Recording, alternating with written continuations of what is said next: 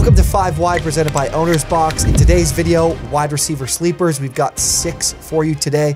Had to put my foot down. These are 10th round or later guys.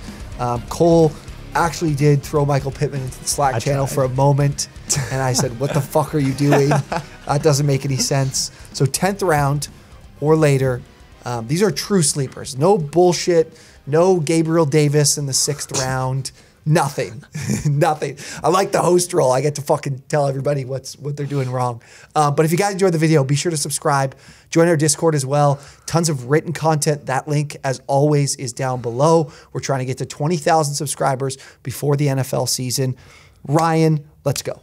All right, my first wide receiver sleeper is on the Tampa Bay Buccaneers. I'm liking a lot of guys on this Bucs offense this year because I think people are undervaluing them for whatever reason. Maybe it's because Brady left, but I really like Russell Gage this year, especially, we all know the Chris Godwin news. He's going to be out for the first few weeks. Supposedly, recently there's been reports coming out saying they're hopeful he's going to be back for week 1. I don't buy it. I mean, the guy just had ACL surgery in January, usually about a year, 10 months to 12 months recovery time.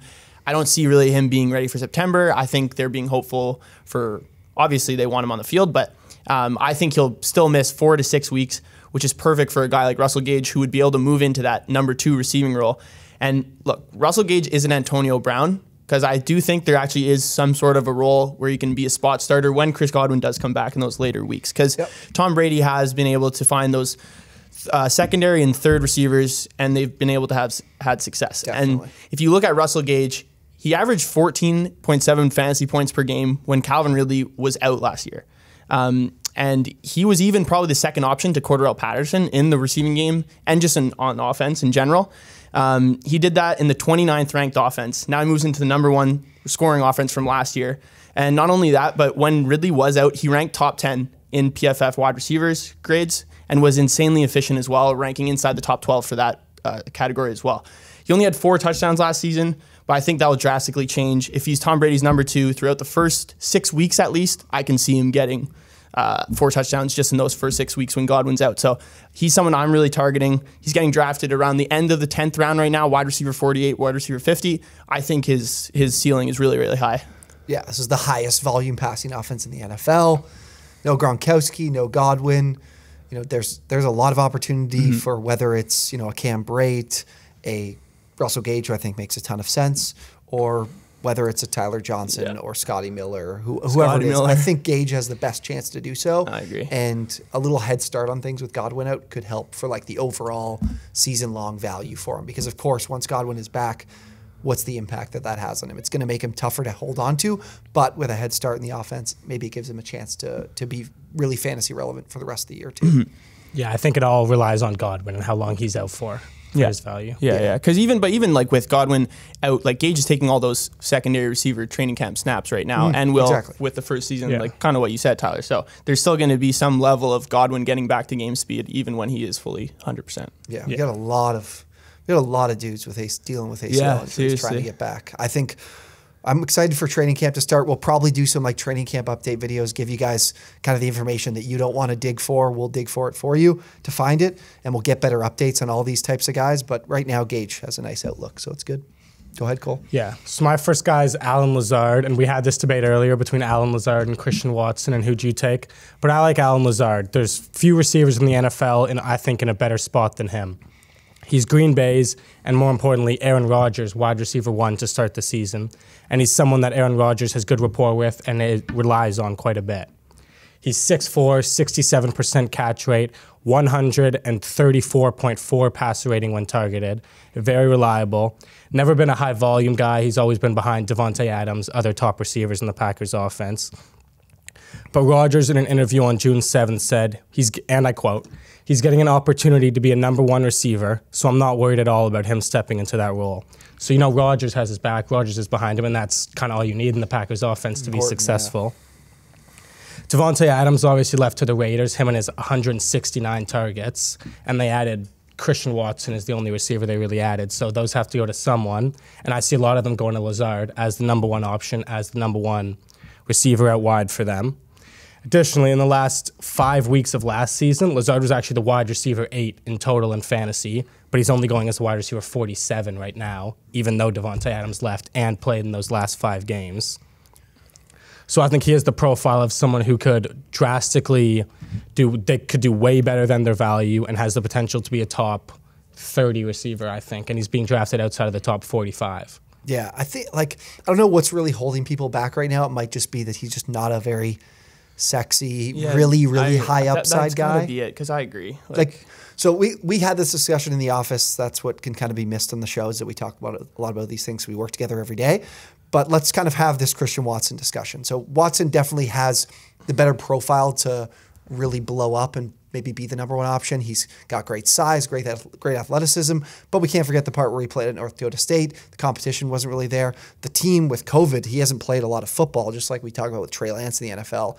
So I think with Lazard, you're going to have more, he's a safer play. He's going to surely earn a significant target share, but I don't think he can explode to being a top 15 wide receiver, which is what we're accustomed to seeing from Davante Adams and Aaron Rodgers' number one target.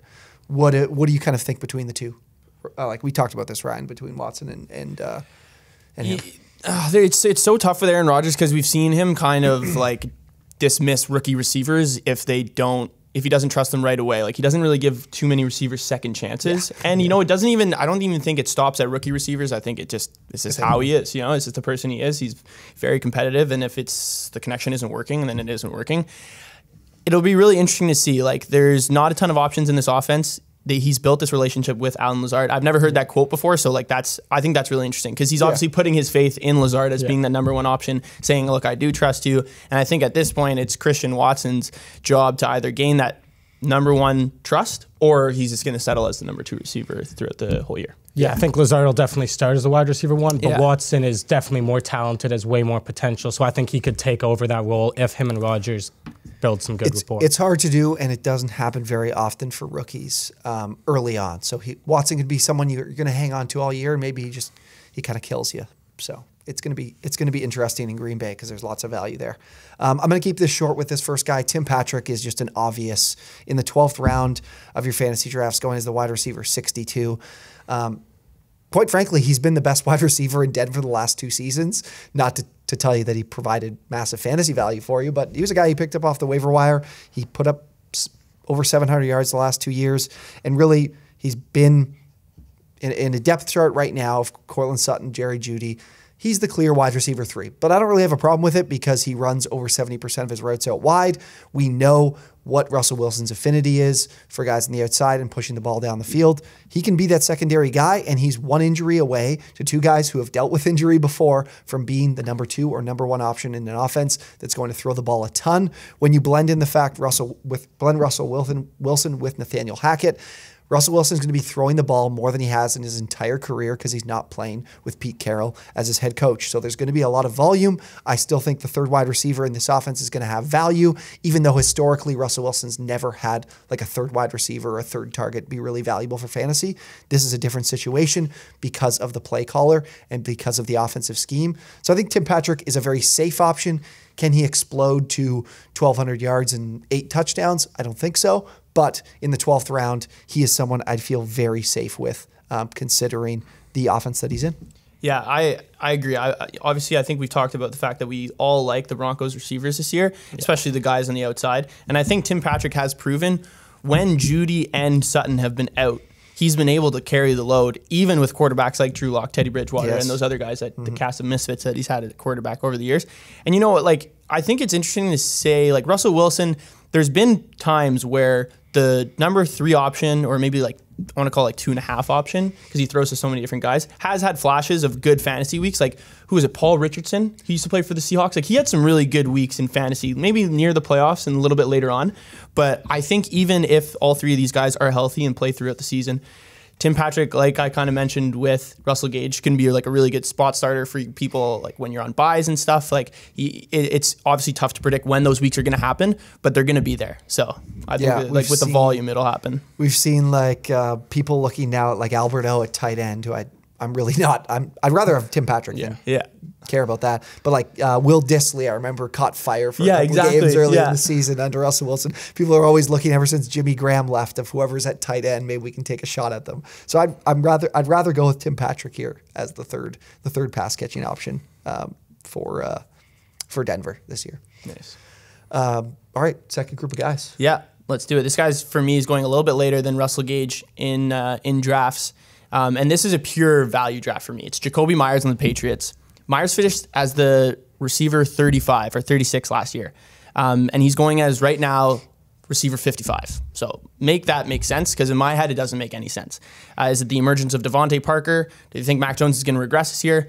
I don't really get it, especially considering the fact that he didn't score any touchdowns last year. So I looked it up. It was quite interesting. I read this one stat about this. The average top 36 receiver in fantasy usually has a touchdown share of about 6%. Myers had a touchdown rate last year of 2.5%, only scoring 2 touchdowns. So let's say he scored 5 touchdowns. He's probably in that receiver 20 range. And let's say he scores 7 touchdowns, which is what generally these top 36 receivers have scored in the past. He's even in the top 15. So he's also playing from the slot. So I don't think the emergence of Devontae Parker will be that damning, even with Kendrick Bourne there as well. I also think Mac Jones has another offseason and time to develop his confidence, which will effectively help him in the red zone, which is where I think Jacoby Myers will be able to make his bread and butter. Yeah, one who stole all those touchdowns was Hunter Henry. He just had like 400 yards and 10 touchdowns last year. Yeah, so hopefully it's not the same outlook in terms of the tight ends this year. Hopefully this offense has a little bit different look, and I think it will. Jacoby Myers was obviously a guy that Mac Jones trusted. He still had just under 85 catches. So that's a pretty substantial number. Yeah, it kind of like there were guys that flashed. There were Nelson Aguilar. There was Kendrick Bourne near the end of the year. I mentioned Hunter Henry. Jacoby Myers has always been a reliable target, and I thought Mac Jones had a solid year last year. He was good, especially as a rookie. So I think he can build on that. Yeah. How many receptions did he have again without a touchdown? What was it, like 150? Yeah, because it carried over from the year before, right? He didn't score any in his rookie year or whatever the first season. No, he hadn't scored a touchdown until last year. He scored his first touchdown. Yeah, it was like his 160th reception or something. 100. Yeah, I think it was around 130, 140, something crazy like that. We did a YouTube video on it. Yeah, and I listed what it was. It was crazy. It was somewhere around 140, 160 receptions without a touchdown is what it was. Crazy. Okay, let's go to next guy. So my next guy, Skye Moore, similarly to Christian Watson, second-round rookie receiver. Also, I think him and Watson are kind of being undervalued as the second-round receivers, as opposed to the first-round guys like Olave, Garrett Wilson, and Drake London, who are going way above them, even though I think they have somewhat similar roles, and those guys are playing in worse offenses. But I think Moore has a chance to hit the ground running in Kansas City with Tyreek leaving and him kind of taking over that role. Obviously, he's not Tyreek Hill. No one is. No one can really fill that role, but he'll be competing for snaps and catches with Juju and Marquise Valdez-Scantling, 2 receivers who are good, but Juju hasn't been great for a few years. Valdez-Scantling is the most inconsistent receiver in football. I hate him, but so that's a separate discussion. He definitely won't start the season as the wide receiver 1. That'll probably be Juju. But as with Christian Watson and Lazard, he's someone who could end up having more catches, more yards, and he could definitely take that over if him and Mahomes can build a connection for sure. And I think this Chiefs offense with Mahomes can even support 2 fantasy receivers. It's Mahomes, it's the Chiefs, it's one of the best passing offenses in the league. Even if Juju is that wide receiver 1, I think Skye Moore will definitely have value. And right now he's going in around the 13th round. He's the wide receiver 54, so around the same as Jacoby Myers. And I see no reason why not taking a flyer on him in the 13th or 14th. Because if he is that wide receiver 1, if he can be 60% of what Tyreek Hill is, he's probably a top 30 wide receiver in fantasy. So, yeah. I'm like, so there's a lot of, like, I'm never going to start talking about McCole Hardman as a guy to look out for in fantasy because he's always disappointed. But there is the fact that McCole Hardman has been in the offense for a long time. I think he's still going to have the same role he's had. I do think Juju will just going to be the clear-cut number 1 guy. Yeah. So Moore has a long ways to go to earn a real role in the offense. So he's someone I'm really going to be monitoring in training camp in terms of where he's on the field. He's seen his most routes run. Who is he clearly competing with to get a spot in the offense? I think Travis Kelce's just going to have a fucking monstrous year over the middle. So Moore is someone I'm definitely like no-brainer interest, like piques your interest in terms of the offense. I'm just concerned about how long does it take for this guy to have an established role where I feel comfortable playing him and he doesn't take up a spot on my bench purely because of the upside that I might never see, I guess. Yeah, I wonder how his role will be in this offense with McCole Hardman. Like, I feel like Skye Moore is a little bit more of a true receiver than McCole Hardman. McCole Hardman's more of like that gadget guy, you know? I have a soft spot for all MAC players. Used to covering the MAC. And honestly, like, MAC players have, like, guys who have gone later in the rounds who've excelled in that conference have had pretty good fantasy seasons. Like Kenny Galladay from Northern Illinois, Antonio Brown, Central Michigan, Skye Moore next on that list, man, along like Kareem Hunt running back, but still, same thing. I like Skye Moore this year. He's one guy I'm going to be targeting in later rounds as well. So, yeah, what was it? What is he going right, like at the cusp, like right at the 10th, start of the 10th? No, like the 13th. Oh, he's going. Yeah. He's going late. So he's even someone I could see. He might be getting dropped at the start of the seasons if he is getting outsnapped by guys like McCole Hardman, but he could definitely be a waiver wire ad later in the year, like Elijah Moore or someone last year. Yeah. I think he'll be tough for people to drop. I think he'll be hung on. He maybe touches the wire in some of your leagues, but I think he'll be someone people are dying to hang on to. Yeah. Another later guy, another rookie I'm going to. One that I see that has a clear opportunity for a role early on is Jalen Tolbert. He's going late in the 14th round, wide receiver 66. He's someone you can get very, very easily. The Cowboys will almost surely be missing Michael Gallup for the early portion of the season. Even Jerry Jones was quoted saying that it's likely he wants to play for week 1. It's the same thing as Godwin January, but they're thinking he's going to miss at least a few games of the season. I'd be shocked if he's playing in week 1. He's dealt with plenty of injuries. I'm sure they want to give as much time as possible to be at 100%, especially considering the money they paid him this offseason, letting go of Cooper, letting go of Cedric Wilson. Jalen Tolbert has a real opportunity here. I mean, he's had plenty of volume. He's older, 23 years old, coming to South Alabama, had plenty of volume, plenty of receptions, over 1,400 yards in his final season. Being that he's older, I think he has an opportunity to earn a role in training camp immediately. During training camp, was running a lot of routes out of the slot. He's competing with Simi Fehoko, Noah Brown, and who am I forgetting?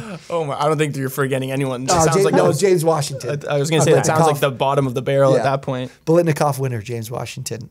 But I mean, the competition's lacking. It really is. And the Cowboys were 5th in pass attempts per game, 2nd in plays per game. This is a high-powered, fast-paced offense. There's plenty of plays, plenty of opportunity. To me, Tolbert, it's rookies. It's very tough to get into a substantial role in week 1.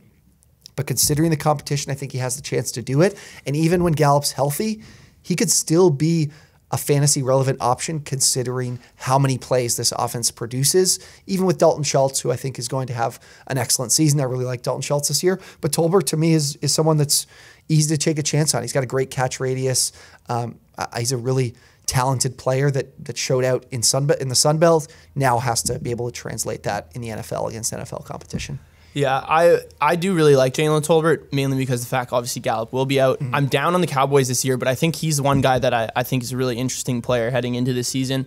I'm curious to see how his game will translate. Like, we talked a little bit about it with Christian Watson. Playing in the Sun Belt Conference, like the corners in the competition he goes up against are pretty bad. Yes. And then he has to go up against Trayvon Diggs in training camp, so he's really not preparing for anything for what the real NFL is going to hit him with. The good thing is he had a 33.5% target share. He was like their number one guy on like every play. So at least he was able to make plays when everybody knew the ball was coming to him. That would be the only way I could spin that back to you. But I think his upside is there because Dak has proven that there's been multiple guys that he's made fantasy relevant. So. Yeah, I wrote an article about Michael Gallup and his injury recently. It's more like 4 to 6 weeks. Like, he'll be out at least 4 weeks, I think. Yeah. So they're going to say he's hopeful for week 1. Yeah, it's like they all say, he's not playing week 1. They're all capping. All right. Well, let us know what you think about the sleepers. Are these some guys you do want to target, or maybe you're give us some reasons why you're a little bit weary. We're happy to hear from you. Love to hear from you guys. Join our Discord as well. Dropped it at the start of the video. Links in the description. Thank you guys for watching, and we will see you next time.